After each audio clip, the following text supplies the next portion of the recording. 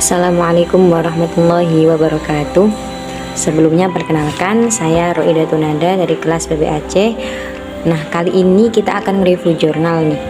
Jurnal Psikologi Pendidikan dengan judul Kecerdasan, Gambaran Kecerdasan Emosi pada Remaja di Pulau Jawa dan Bali. Nah, pada jurnal Profite Jurnal Psikologi Pendidikan volume dan halaman volume 12 nomor 1 halaman 83 sampai 102 tahun 2019 yang ditulis oleh Deborah Basaria.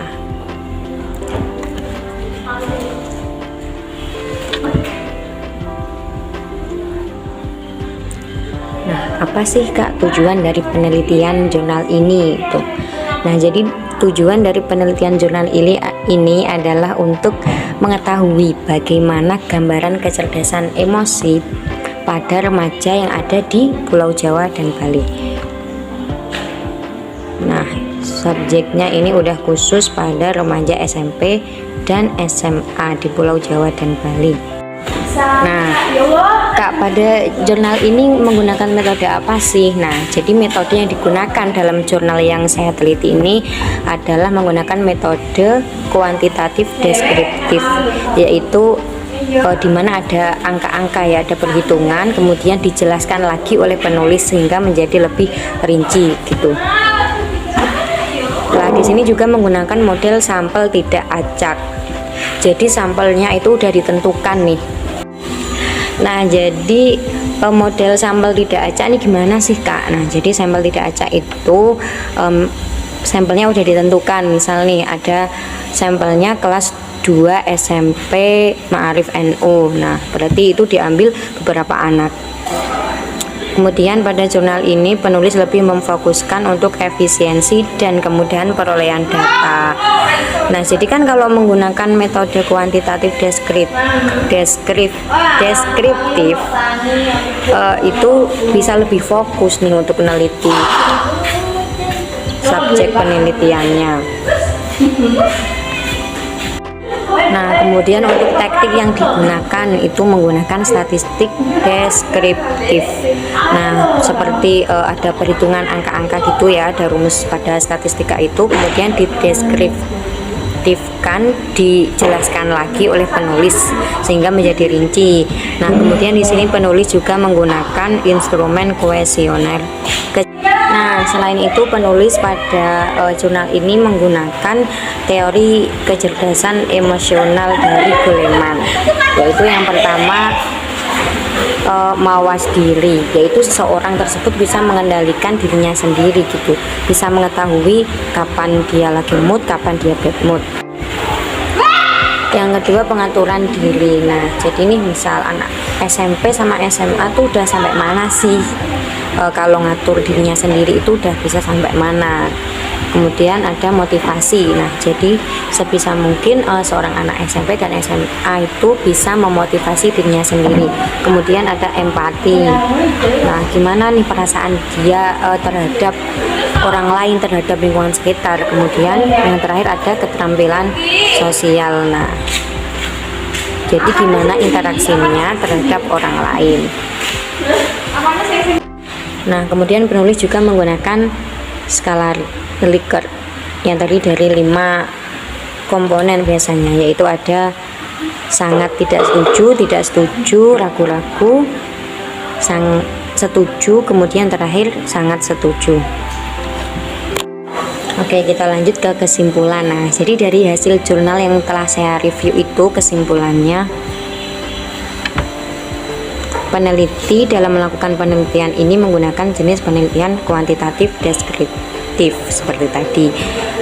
Oke, terus kesimpulannya apa nih Kak dari jurnal yang telah Kakak review? Nah, kesimpulannya di sini adalah ternyata kecerdasan emosional pada remaja di Pulau Jawa dan Bali itu rata-rata sedang dengan persentase 46,1%.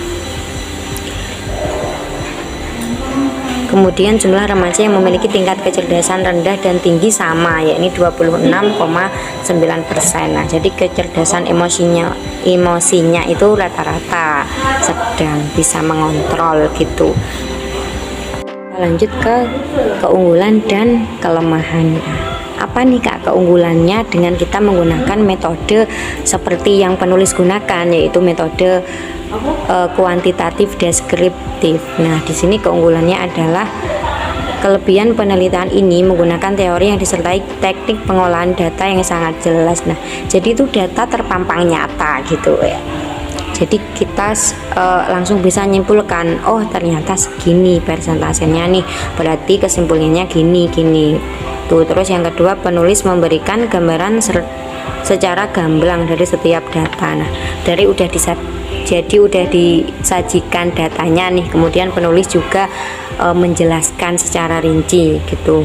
Penulis menerapkan efisiensi moral dan material dalam penelitian. Nah, itu tadi kan menggunakan teknik sampel tidak acak. Nah, jadi udah ditentukan nih sama penulis itu untuk menerapkan efisiensi moral dan material, karena kan membutuhkan waktu dan sampel yang banyak. Kemudian penulis menyertakan tabel gambar hasil penelitian. Nah, jadi di situ ada tabelnya. Penulis menyertakan saran terhadap subjek yang diteliti. Penulis menggunakan referensi buku atau jurnal dari nasional dan internasional yang sangat banyak dan mendetail. Nah, jadi penulis ini tuh sumbernya tuh dari banyak jurnal maupun buku gitu ya, bukan asal-asalan kalau meneliti. Kemudian kelemahannya, diperlukan ukuran sampel yang besar untuk analisis yang akurat. Nah, jadi kita nih nggak mungkin kan kalau mau melakukan panelnya cuma 1-2 kan nggak mungkin, harus menggunakan sampel yang besar. Paling nggak kalau di sini menggunakan 1000 berapa itu tadi, karena kan kita membutuhkan data yang banyak kemudian untuk kita simpulkan. Terus kelemahannya lagi, keterwakilan populasi tidak diketahui dan sulit untuk memperkirakan bias sampel. Nah, jadi kita nih nggak tahu, soalnya kan tadi sampelnya tidak acak, udah ditentukan. Jadi kita nggak bisa memperkirakan bias antara sampel tersebut. Oke, tadi kan udah panjang lebar tuh saya jelasin hasil review jurnal saya. Mungkin sih itu saja yang bisa saya review dari jurnal tersebut. Pasti juga masih banyak kurangnya ya, karena kan masih belajar. Oke, sampai jumpa di lain waktu. Wassalamualaikum warahmatullahi wabarakatuh.